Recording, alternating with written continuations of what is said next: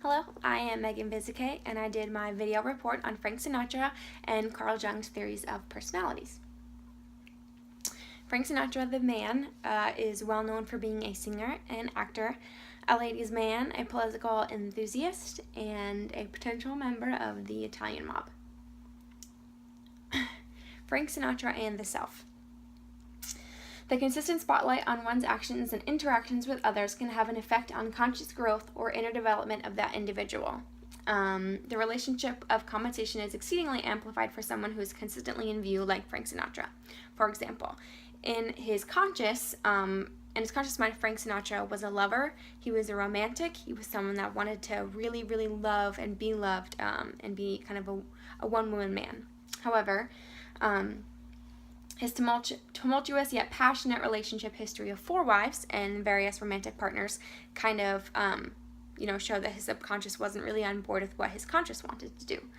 Regardless, his ability to connect with people is part of his personality as a whole, both in the conscious and subconscious, because he was a very loyal friend. Frank Sinatra and the persona.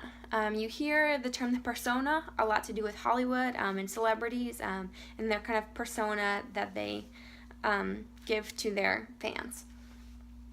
Frank Sinatra's social identity, his persona, was portrayed in a lot of the characters that he had in his films. Because of this, his characters were very similar to who he was in real life, and his fans felt like they could connect with that person.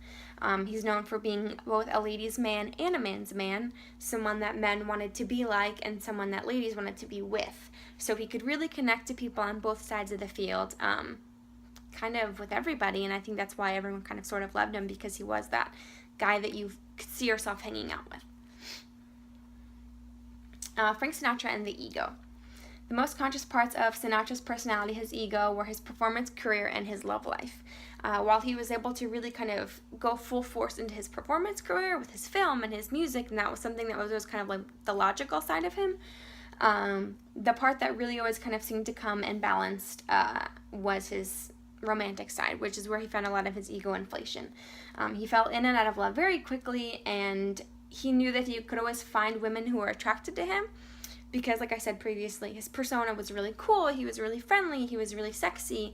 A lot of women wanted to be someone that Frank Sinatra could be with, and because of that, when he fell in and out of love with someone, he could always find someone else that was kind of all over him and so passionate for him, and that's why he was able to really find these connections, and that was part of his ego.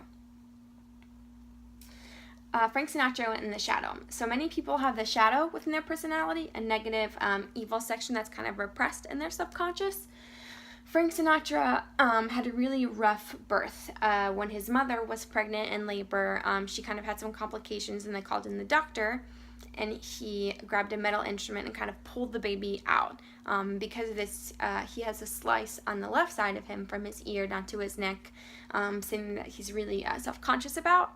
And because of this whole situation, he said that he always kind of felt tossed aside and not important because they were really trying to save his mom and they didn't really care a lot about the baby.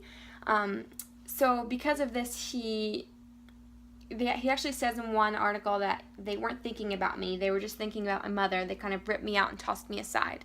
So it kind of shows that he's always alone, or he felt alone when he was a child, so he's always kind of looking for those connective relationships, which is why he's always looking for a woman to be with, some sort of passion that will make him feel connected.